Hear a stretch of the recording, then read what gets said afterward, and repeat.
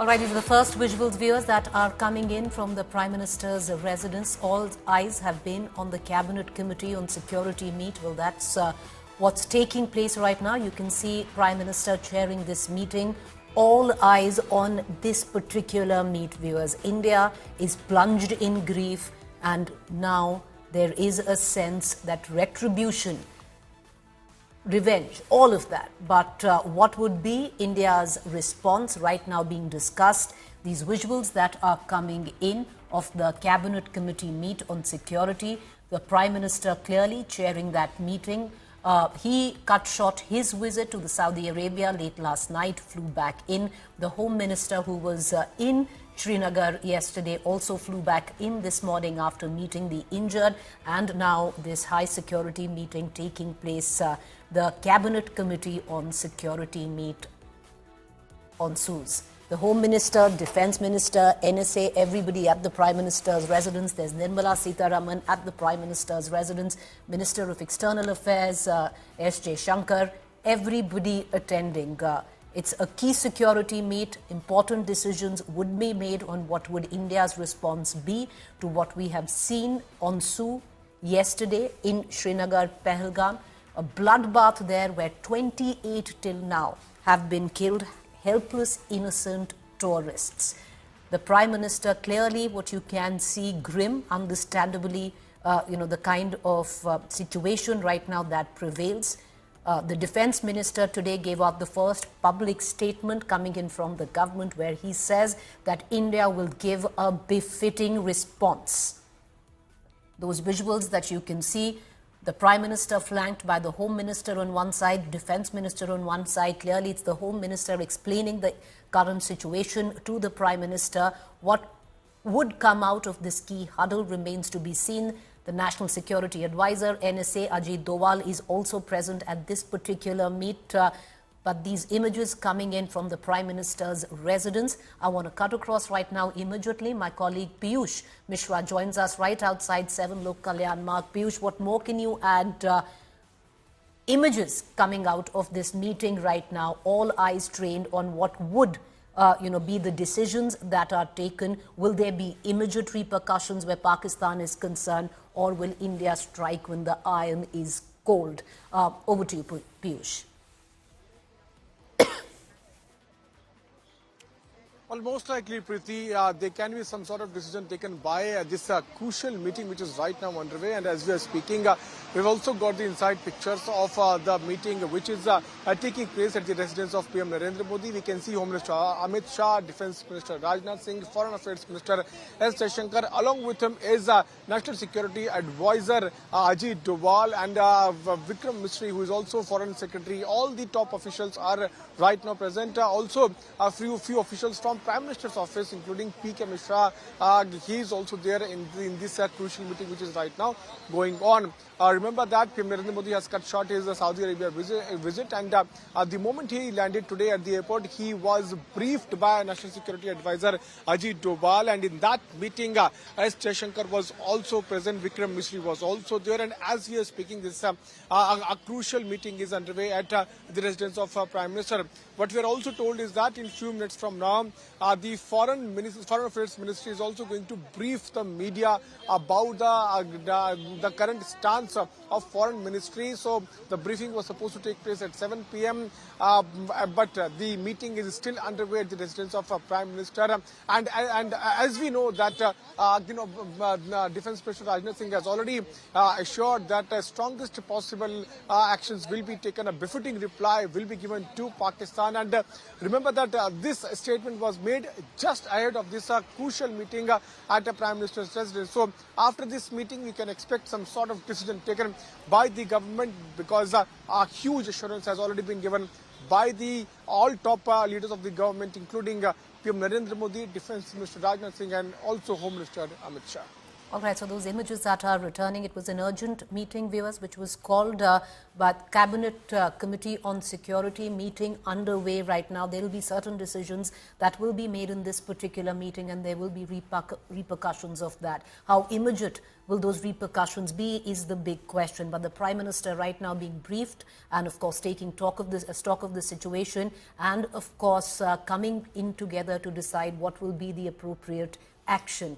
All of this, viewers, happens in the backdrop of a country that is plunged in mourning, in grief at this point of time. As we speak, there are last rites of some of the 28 tourists that were slain in what was a bloodbath in a meadow yesterday in Pahalgam. These images coming in, you can see the NSA, you can see the Home Minister, you can see the Defence Minister, all engaged in conversation, and all eyes on this particular meet. The big five ministers of Modi in a huddle, along with other security experts coming in together to decide what would be the appropriate course of action. Till now, Piyush, we've got, other than, of course, tweets by the Prime Minister, tweets by the Home Minister, we've got one solid reaction coming in from the Defence Minister, because there is a fair amount of anger across the country that India needs to retaliate and retaliate strongly with grit and determination. And the Defence Minister today in a public statement opened with that, saying that India's response will come, and it will come out strong, and it will happen sooner than later. Are we expecting a formal statement also to come after this particular meeting? Well, most likely we can expect a formal statement also to be released by the government after this meeting, which is right now underway. And our Defence Minister has already said that we are going to hit hard, and we are not only going to catch the people who are behind this dastardly attack, but also people who are conspiring behind the curtains. So strongest possible actions will be taken. At the same time, we have seen Home Minister Amit Shah has also visited Jammu and Kashmir. He was there in Pahalgam. He met with bereaved families. Before meeting the families, he also held crucial meetings with the top government officials of Jammu and Kashmir. LG Manoj Sinha was also there. Senior police officials from Jammu and Kashmir were present. Officials from RAW, IB were also there in that meeting. And he has held a meeting till 1 a.m. in the night today.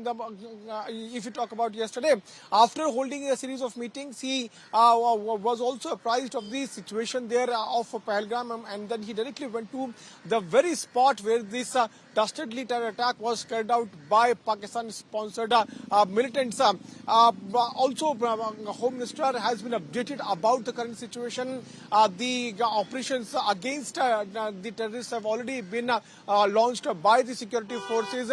Two teams today in the morning itself, they left from Jammu and also from Delhi of National Investigation Agency, and they are already carrying out investigations. So Home Minister Amit Shah is also briefing Prime Minister about the current situation there in Jammu and Kashmir, and Defence Minister, who in the morning also held more than 2.5 hours meeting with all tri-services chiefs and senior officials of Defence Ministry. He is also telling Prime Minister about the current situation and also the preparations those have been done by the government. So yes, the government is going to hit back hard, and yes, Karara Jawab will be given. That's what has also been assured by the government. We'll have to wait and watch when this meeting comes to an end and what kind of statement the government is going to release after this crucial meeting. Piyush, along with, of course, what would be the appropriate retaliatory measures that India is going to take, and in what time, will those measures be taken, is going to be top priority of the Cabinet Committee on Security, viewers. It is the top, decision-making body where internal security of India is concerned. But Piyush, a lot of the discussion today in this particular meeting will also sadly be on what has been a huge intelligence failure. I also want to bring in Jitendra Bahadur, my colleague who covers the Home Ministry very closely. He's also joining us live. Jitendra, the meeting has started. सारी नजरें इसी meeting पर हैं जितेंद्र, पर एक सवाल कि India का क्या करारा जवाब होगा, बट उससे बड़ा सवाल एक और है जितेंद्र कि इतना बड़ा इंटेलिजेंस फेलियर ये भी डिस्कस हो रहा है इस मीटिंग में क्या?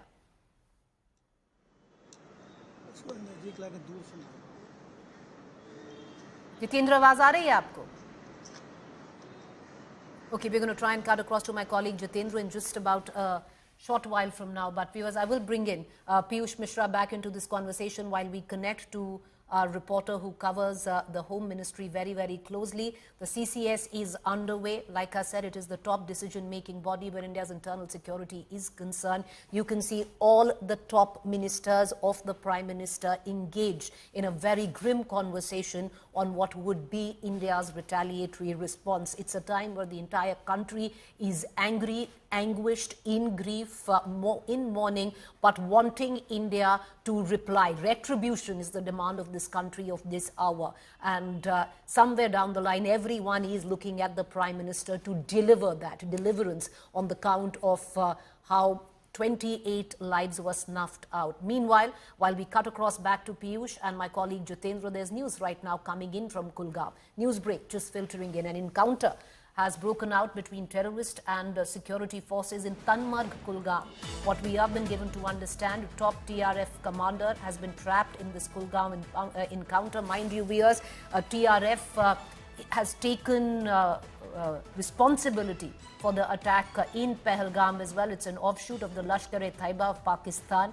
And what we've been given to understand right now, an encounter has broken out between terrorists and security forces in Tanmarg. Tanmarg is about 2 hours away from Pahalgam, where the bloodbath yesterday took place.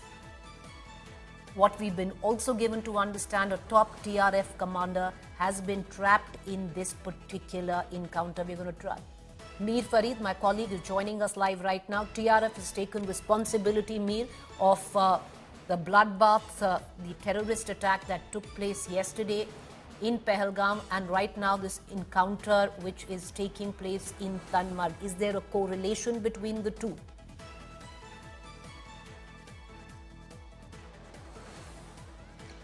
Preeti, premature to really connect the two, but you're right, it's a TRF commander that is trapped. That's at least what the sources in the security apparatus tell us, and it was expected, because obviously the Home Minister has given clear instructions to the security grid to go hard after the terror network, and we've seen an encounter on the LOC in Uri where 2 infiltrators were shot dead, huge quantity of arms recovered, and now this encounter in Tanmarg area of Kulgam, which is another district where whose heights and upper reaches have been used by TRF as transit as they crisscross the forest area from Kokarnag to Kashtawar and then to Pahalgam. So that will be in the scanner of the security agencies. But first indications that post the carnage in Pahalgam, these operations will be intensified, and in the coming days we'll see more and more operations, search and combing efforts, area dominations increasing across Kashmir valleys. So the first encounter post the Pahalgam terror attack, where again TRF is on the radar. It obviously post this attack is the enemy number 1 of the security agencies, and they'll go after its rank and file, its cadre and its network, and this is the first such encounter. Top commander being told has been trapped, but Preeti, as you know, these are very, very dynamic situations. It can change. As of now, they say they have been he has been trapped along with 1 more accomplice, and the encounter is continuing. Preeti? Okay, so Mir, what you're saying is that till now there is no confirmation whether the 2 incidents are related of the terror attack yesterday that took place in Pahalgam and what the encounter right now taking place. So we don't know whether there's a correlation between the two, but what we've been given to understand that at least the security forces believe that there is a top TRF commander who's right now in this encounter which is raging as I speak, viewers. And TRF is the same terror outfit that has taken responsibility of the Pahalgam terror attack, the TRF, an offshoot of the Lashkar-e-Taiba of Pakistan. But Mir, I want to bring you back into this conversation. You know, that's the sinister power of terror. Yesterday, you had the valley where you couldn't get a room available right from Srinagar all the way to Pahalgam. Today, everybody's scrambling to get out at the back of that, of the incident that has happened. And, that's the unfortunate part of it. But in terms of operations that are on, the anti-terror ops, what more can you add to it, especially with the role of the terrorists, because we've now seemingly getting images of those terrorists that were involved. What more can you add? Is there any breakthrough in that?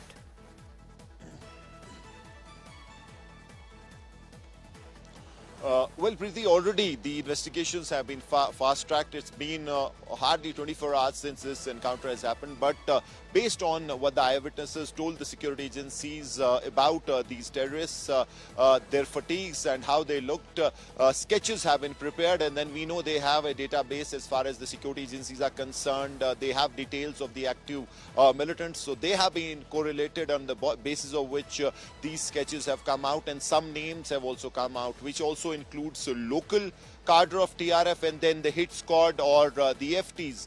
Now, we have also been told that this could be a joint party where you have some locals who act as navigators, who know the place well, provide logistics, and then the executors or the hardened terrorists who have better training, equipment, and they are ruthless. They're like war machines, so they have been used. And this is what this the sources in the security apparatus tell us, that their investigation is zeroing on at least 3 to 4 faces of TRF, which also includes 2 locals and 2 non-locals. And for them, hunt is on, and multiple troops, multiple operations where around 1,500 to 2,000 security forces, including army, CRPF, police, are trying to put in a joint effort, pool resources. So 3 to 4 active terrorists involved. Of course, anti-terror ops also now zeroing in on ground assistance, on ground workers that could have been involved in this particular terror attack, and there definitely would have been a few. Would you stay on with me, because I want to cut across back to 7 Lok Kalyan Marg and focus on the Cabinet Committee on Security meet, because there's a great sense of importance to this particular meet that is taking place right now. The Prime Minister is chairing the meet. Now, the CCS is headed by the Prime Minister, chaired by the Prime Minister. It involves, the top 4 of the Prime Minister himself, the Home Minister, you have the External Affairs Minister, you have the Finance Minister, and of course you have the Defence Minister. All of them attending this meeting with the Prime Minister. But not just that, there are also, you can see on the television screen, the Governor, you have Manoj Sinha, who's in attendance. You have Ajit Doval, the NSA, the other security experts as well, right now in this particular meeting. The Cabinet Committee on Security is a body, a highest decision-making body where the country is concerned on internal security. And it was after the Kargil war that it actually truly took form and shape where it was concerned. And today, once again, in the unfortunate circumstances and in the aftermath of what we've seen take place yesterday, the CCS meeting, and, India watching with, anticipation as well. We are in grief, we are in mourning, but what will the country decide? What will be a befitting response? What can possibly be the befitting response of what we've seen on Soup yesterday? I'm joined right now by Jitendra. Jitendra, cabinet committee on security की meeting शुरू हो गई है. जो images आ रहे हैं, दिख रहा है कि प्राइम मिनिस्टर और जो बाकी मंत्री और एक्सपर्ट्स हैं, डिसीजन, जितेंद्र, आपको क्या लगता है कि आ जाएगा कोई मतलब एक फॉर्मुलेशन होगा, एक के आगे क्या तय होगा इसका?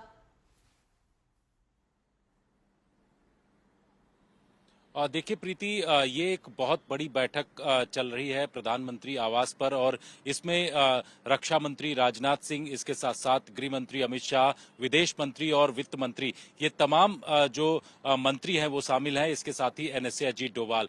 एक बड़ा निर्णय लिया जा सकता है, क्योंकि जिस तरीके का अटैक जो है आतंकवादियों के द्वारा किया गया है इस जगह पर, पहलगाम जो वैली है, इस वैली में, क्योंकि इससे पहले 10 सालों में ऐसा नहीं देखा गया कि इस तरीके का इतना बड़ा अटैक जो है टूरिस्टों के ऊपर किया गया हो आतंकवादियों के द्वारा. तो इस पर जो है इस बैठक से पहले हमने देखा कि केंद्रीय गृह मंत्री अमित शाह जो है वो जम्मू कश्मीर गए. जम्मू कश्मीर में उन्होंने सिक्योरिटी फोर्सेस का जो पूरा ग्रिड है उसके साथ उन्होंने बैठक किया, और उसके साथ ही उन्होंने उस वैली का जो एरियल सर्वे है हेलीकॉप्टर के जरिए किया, और वो पूरी रिपोर्ट तैयार करके केंद्रीय गृह मंत्री अमित शाह दिल्ली पहुंचे. उसके बाद प्रधानमंत्री के निवास पर 7 LKM पर जो बैठक चल रही है उसमें गृह मंत्री उस पूरी रिपोर्ट और डोजियर के साथ पहुंचे हुए हैं। इसके साथ ही आपको बता दें कि रक्षा मंत्री राजनाथ सिंह ने तीनों जो सेना के प्रमुख हैं उनसे उन्होंने मीटिंग किया, उनके साथ बैठक की और बैठक करने के बाद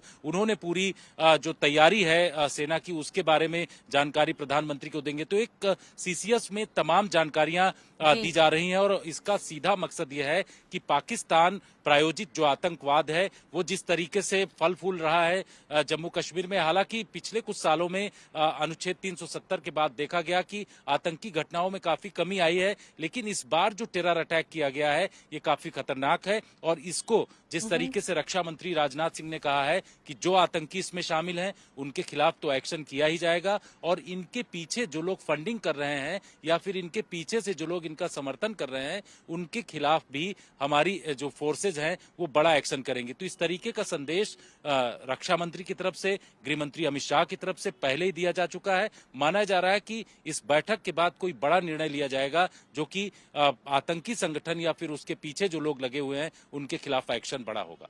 जितेंद्र, एक बड़ा निर्णय लिया जाएगा, ये वक्त है जब पूरा भारत इसको बहुत क्लोजली देख रहा है कि क्या डेवलपमेंट्स होंगी, क्या डिसीजन लिया जाएगा, रिटेलिएशन क्या होगा, रिस्पांस क्या होगा। पर इस वक्त जितेंद्र एक अंदरूनी चर्चा भी करनी है और वो क्या डिस्कशन पे है कि ये जो इंटेलिजेंस फेलियर हुआ, इतना बड़ा इंटेलिजेंस फेलियर कैसे हुआ।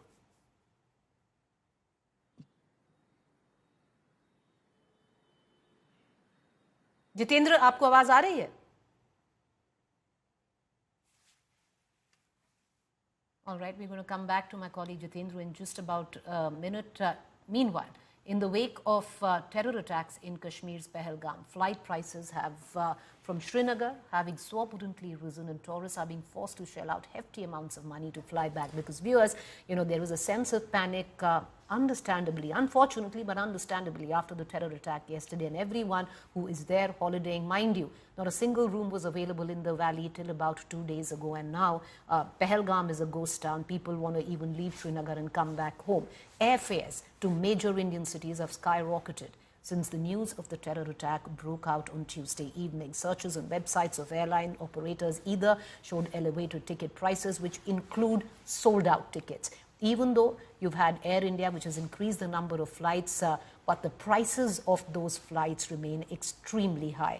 Flight prices from Srinagar to Delhi jumped to 39,000 today, while the airfare has been hiked to over 60,000. The DGCA has issued now an advisory and has asked the airlines to increase the number of flights from the Srinagar to the rest of the country. The DGCA has also asked operators to waive reschedule and cancellation fee and provide every possible assistance to stranded tourists. Meanwhile, flight prices to Srinagar have declined drastically. Airfares from various parts of the country to Srinagar have fallen, sadly, by 36 to a staggering 63% for the upcoming week. Everyone who had planned holidays have cancelled, understandably, where the current situation is, where Srinagar is concerned. Union Civil Aviation Minister Ram Mohan Naidu is continuously monitoring the spike in airfares and earlier today chaired a key meeting with airline operators, issuing an advisory against price hikes and asked the airlines to maintain regular fares. इसकी पुरजोर मजम्मत उन लोगों के साथ ताज़ियत और हमदर्दी का इजहार जिनके ऊपर और जिनके साथ ये सदमा पीता है। लेकिन सुनने में आया है कि इनकी मौत ऐसे नहीं हुई, ये बहादुरी का सबूत दिखा रहे थे। वहाँ लोकल सुनने में आया है कि ये एक शख्स थे जिन्होंने हमले को रोकने की कोशिश की और जिन्होंने शायद बंदूक छीनने की भी कोशिश की और तभी जाके इनको निशाना बनाया गया। अब जैसे इनके घर वालों ने अभी जनाजे से पहले बात की, इस खानदान का हमें ख्याल रखना होगा, इनकी मदद करनी होगी और मैं यहाँ इन सबको यकीन दिलाने आया हूँ कि इस मौके पर हुकूमत इनके साथ खड़ी है और जितना हम इनके लिए कर सकेंगे हम कर लेंगे। All right, what you just heard was the Chief Minister of Jammu and Kashmir, Umar Abdullah, alongside touching in on the high price and the fares from Srinagar to various parts of the country. He also spoke of the lone name, Muslim name, who has been in the list of the 28 who have been killed by terrorists, and how he was an example of bravery. He tried to snatch away the rifle of or the gun of one of the terrorists and then was attacked himself and killed. He was a person who was taking the tourists on a pony ride and died there. I'm joined right now by Amit Bhardwaj. He's joining us live from Delhi, and Amit has been tracking all the airfares back and forth from Srinagar. And Amit, the sad part in all of this is because clearly in the times of acute grief, airlines have seen and sensed an opportunity, and that is terrible because flight fares from Srinagar to rest of the country have skyrocketed, and of course vice versa from rest of the country to Srinagar, because there have been mass cancellations, have crashed. Is there a sense now that the Civil Aviation Minister has urged flights and given an advisory? Are they going to be taken down? What's the latest? Well, Preeti, as far as the ministry is concerned and the different departments within the ministry is concerned, be it the DGCA, there have been constant meetings throughout the day, and written advisory has been now issued to every airlines for three basic things. Number one, being that the flight frequency to Srinagar and from Srinagar to every major destination in India needs to be increased. That has been very clearly told to every airline operator who is operating from from Srinagar. Number two, the prices needs to be controlled. The airlines have been told by the ministry that you have to ensure that the prices are controlled and monitored. This cannot turn into an opportunity to earn more. And moreover, the ministry has also asked these airline operators to ensure that, if there are changes, which is bound to happen in the schedule of the passengers who had booked their tickets or who are already in Srinagar, in Jammu and Kashmir, and want to fly back to their home, fearing for their safety. So it will lead to a lot of cancellation, pre-booking, readjustment, rescheduling. So the airlines have been asked to process all these applications without charging these passengers. So clear advisory has been sent out. I was still speaking to the sources within the Civil Aviation Ministry. I've been told that Ram Mohan Naidu, the Civil Aviation Minister, is himself monitoring the situation and is continuously taking meetings with different departments which concerns the civil aviation industry. Back to you. All right, Amit, appreciate you joining us. We are at this time where all eyes on the meeting that is taking place, where India is plotting retribution, revenge. The sad part is 28 lives have been snuffed out forever. 28 families, within a flash of a moment, their lives have been turned turtle, upside down. Never going to be the same as they were. 28 innocent lives in one of the deadliest terror attacks in over 2 decades. The stories they hope to bring back from Kashmir are now shrouded in grief and mourning. More on this in our report.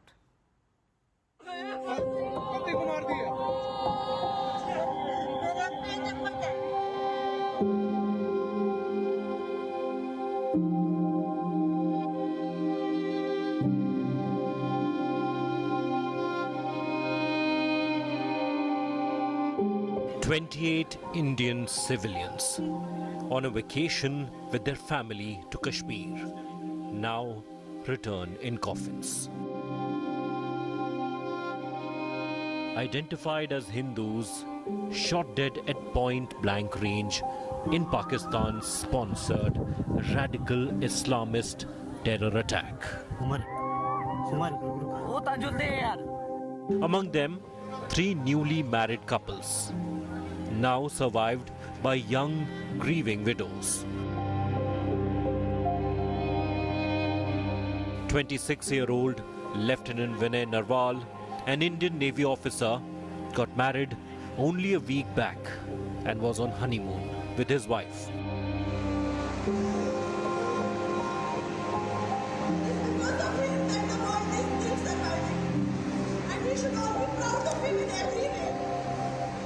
Posted in Kochi, he had joined the Navy just 2 years ago and was known among peers and superiors as a dedicated and promising officer.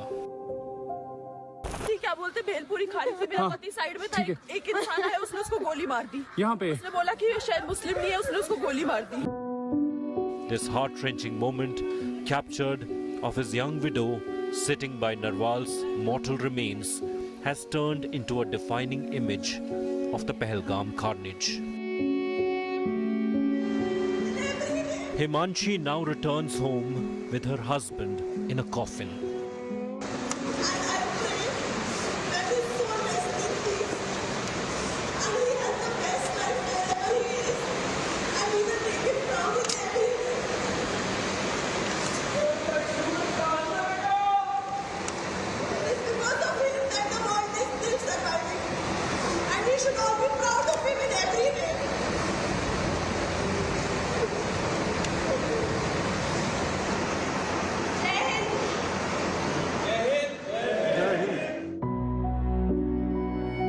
Another newly married couple's life, dreaming of a bright future, now stands destroyed forever.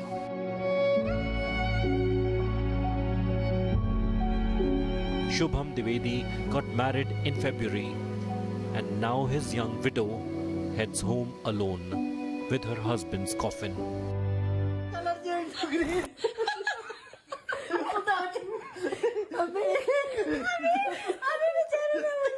Playing cards at a hotel in Kashmir.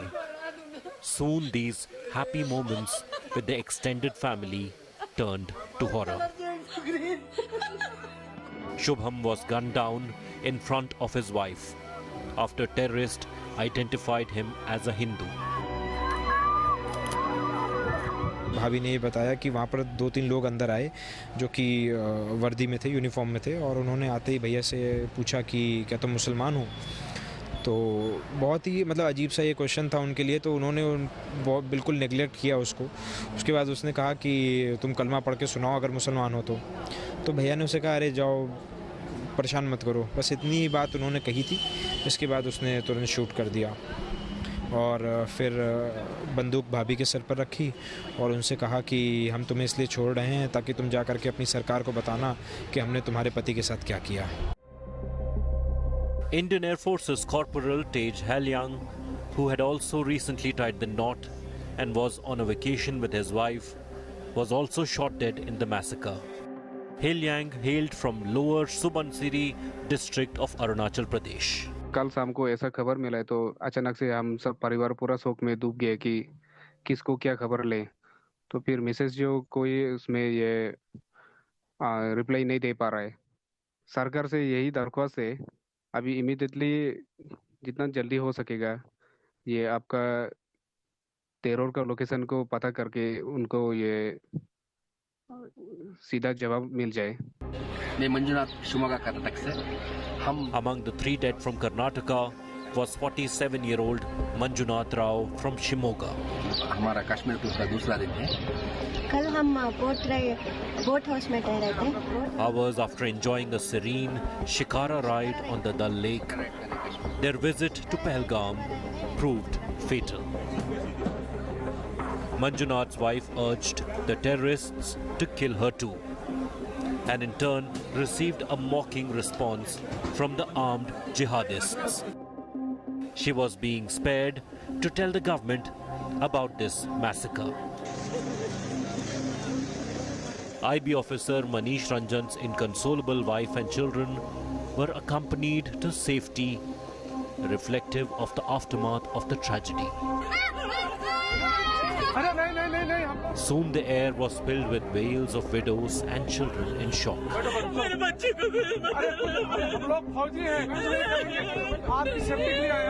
As the Indian Army reached to offer assistance, the survivors broke down, narrating their horror. आप लोग कहाँ से आए हो? कहाँ से आए आप लोग? आपके बच्चे कुछ नहीं करेंगे। थोड़ा बताइए हुआ। पति को मार दिया। 5 tourists from Maharashtra also lost their life, all men. Dilip Desale, a resident of Panvel in Maharashtra, was also one of the victims of the terror attack. Also Santosh Jagdale and Kaustubh Ganpat, both from Pune.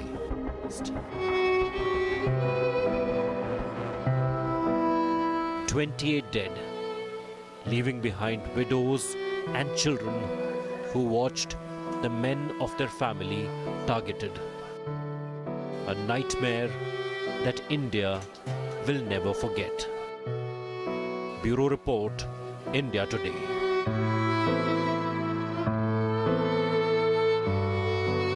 All right, viewers, the latest news break coming in from 7 Lok Kalyan Marg, the Prime Minister's residence for over 2 hours now. The CCS meet, the Cabinet Committee on Security meeting is underway, where India is mulling major steps post the Pahalgam terror attack.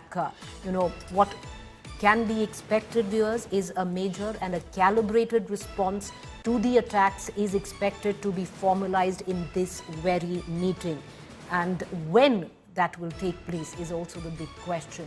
The Prime Minister is chairing the CCS as we speak. It's 2 hours on and the meeting is still going on. Amit Shah, who flew back from Srinagar this morning, is right there presenting a full dossier to the Prime Minister on what really went down. And you have the top brass in terms of the top 5 of the Prime Minister's cabinet with him. You have the External Affairs Minister, you have the Finance Minister, you have the Defence Minister, you have the Home Minister, and then of course the Prime Minister, you have the NSA and other security heads.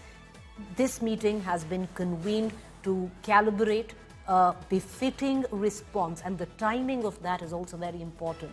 It's a time in the backdrop of which the entire India looking at this particular meet to make the decisions that are required for a retaliation and a response there. All right, let's cut across immediately to Rajdeep Sardesai in conversation with the former Chief Minister of Jammu and Kashmir, Farooq Abdullah.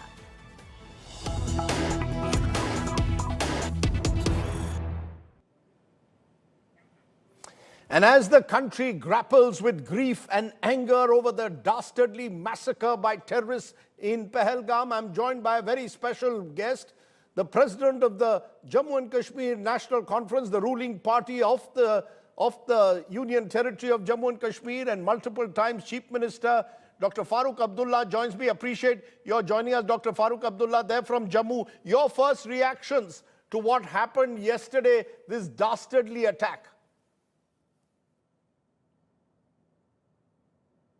I think it's the greatest tragedy we have faced after what happened and were martyred.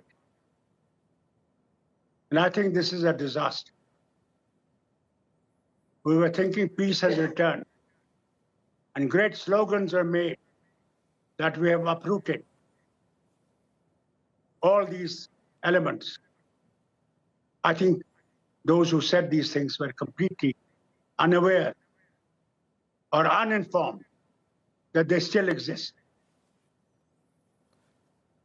But the fact is, you're saying that these elements still exist. The truth of the matter, therefore, is, and you've seen it in your times as well, that Pakistan-sponsored terror continues to wreak havoc in Jammu and Kashmir over the years. And what are you therefore squarely blaming Pakistan for what happened in Pahalgam? Rajdeep, we have faced this for past 40 years. We have continuously said that it's coming from there. Every time. We have never stopped saying that. We continue to say it. And we'll continue to say it till it's ended. But who is accountable? Who is accountable? What is the solution? From the late 80s now to 2025, at various stages, Pakistan has bloodied the Kashmir Valley. How do you then tackle it? What is the solution, Dr. Abdullah? That is the solution that government of India has to find. It is they who are responsible for the security and well-being of the people of this nation. It is for them to take the decisive steps to end this nasty things that are happening, and our complete state is suffering. How long do you think we'll continue to suffer? But there was a sense, Dr. Abdullah, after the revocation of Article 370, that normalcy was returning to the Kashmir Valley. Major infrastructure projects were put in place. There was development. Elections took place last year with a relatively high turnout. Are you saying that this one incident pushes us back yet again? The government of India will say, look, we've actually made some tangible gains on the ground in the last few years. Please, it is not this only Pahalgam incident. What about what happened in Bilawar? What happened in Jammu regions, in Rajouri, in Poonch?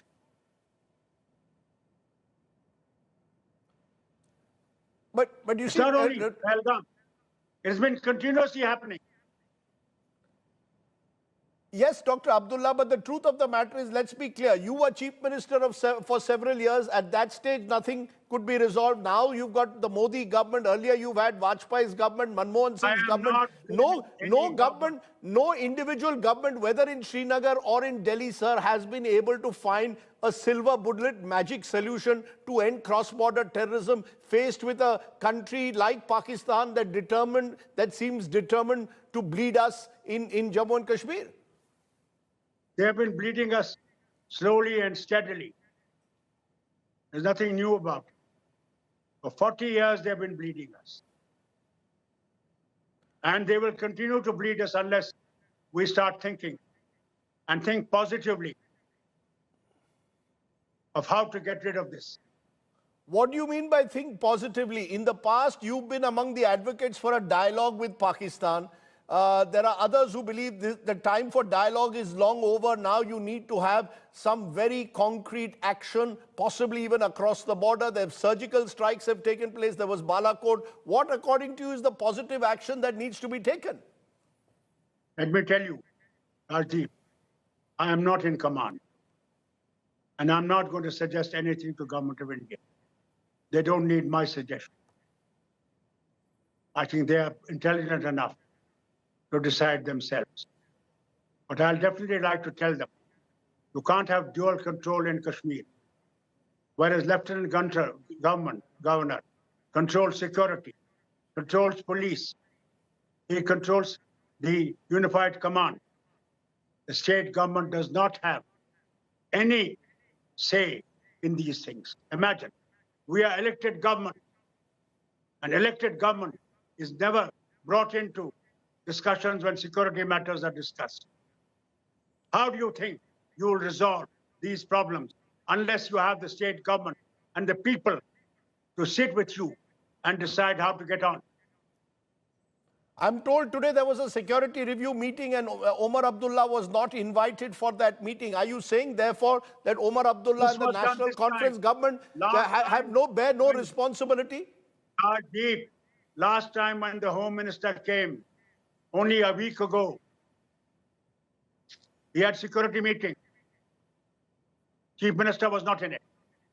It's only this thing, when this time this happened, Chief Minister was called into the meeting. Let's be very straight about it. But therefore, are you saying the Chief Minister bears no accountability, no responsibility? It's not a question of responsibility. You have taken him out of the responsibility. It's not we. We still are fighting. We are still bleeding. Not the first person who died today in that act was an ordinary horseman, Saeed Hussain, poor fellow. He was the first man who jumped at this terrorist, tried to grab his gun, and lost his life. He said, this is not right, what you're doing. He had that courage and determination to fight these people. We're not running away from it. We are going to fight them.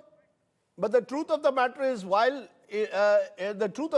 these terrorists singled out Hindus, targeted them, and thereby want to drive a wedge between Hindus and Muslims. These were targeted killings, Dr. Abdullah.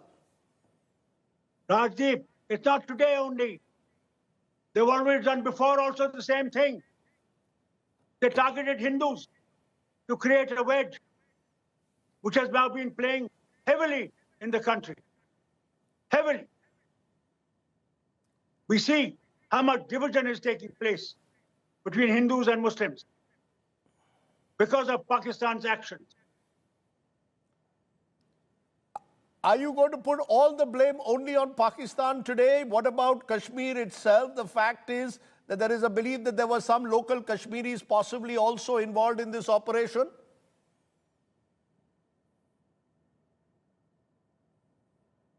Who says no? Who says no? Were they not in when it started in 89? There are people.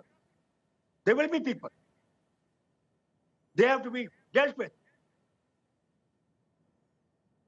So you're saying there are elements within the valley who are patronized by Pakistan. There are elements across the border who have entered and bloodied the valley. You are calling for stern action against all of them. You will support any action that Narendra Modi government takes. Am I correct? Rajdeep, we all want to live in peace and harmony and brotherhood. Take action which will try to bring that brotherhood back in our nation at all costs. Yes, sir, but you will understand the anger and frustration of people because 35 years have elapsed from the time when you were Chief Minister and Kashmiri Pandits were driven out to today what we've seen in Pahalgam. There have been repeated attempts made by Pakistan to bloody the soil of Kashmir, and yet nothing seems to change. That anger and frustration, surely you will share of the people of this country. You know, today, for the first time after 35 years, whole Kashmir has risen up against this. Do you see this? It's a major change. Major change. They don't want anything to do with Pakistan. We are part of the nation called India, and we will remain part of this nation called India. Do you see, therefore, anger and frustration building up in Kashmir against Pakistan and indeed all those who use the gun to resolve issues? You believe that Kashmir has reached a tipping point? Sir, Rajdeep, haven't you seen the anger in the valley today? Have you ever seen this before? Have you ever seen this? There's a complete shift. And I'm proud of that shift. Will it last? In your view, will it last? Will it be able to sustain itself? It will last so long as we live in brotherhood and don't create further communal tension. This will last. Do you have a message for the Pakistani army chief who only last week said Hindus and Muslims cannot live together and emphasized the two-nation theory? Do you have a message for General Mir today? I would like to tell the general, we never accepted two-nation theory. God is creator of everyone. Whether he's a Hindu, he's a Muslim, he's a Sikh, he's a Christian, or he's a Buddhist or anything. He's a creator. You cannot divide people on the basis of religion. If religion was to be a dividing factor, then Bangladesh would never have been created. What is your message to the tourists, sir? You will understand that tourists are fearful now. They are leaving the valley in droves. This was expected to be the big bumper tourist season in the Kashmir Valley. What will you tell those grief-stricken victims as well as those who have... Yes, go ahead. Tell them, by not coming, you are going to win the battle that Pakistan is trying to win. Come in larger numbers so that we can tell them that you cannot deter us. This is our land, and we are going to come in herds here. Don't be afraid. We have to fight them. And by not coming, you are already given to Pakistan acts. Sir, there are those who are calling today for ministerial resignations, that the Home Minister must be held accountable, there were intelligence lapses. What's your view? Should this be a moment to play politics, or is this a moment to stand united in grief and anger?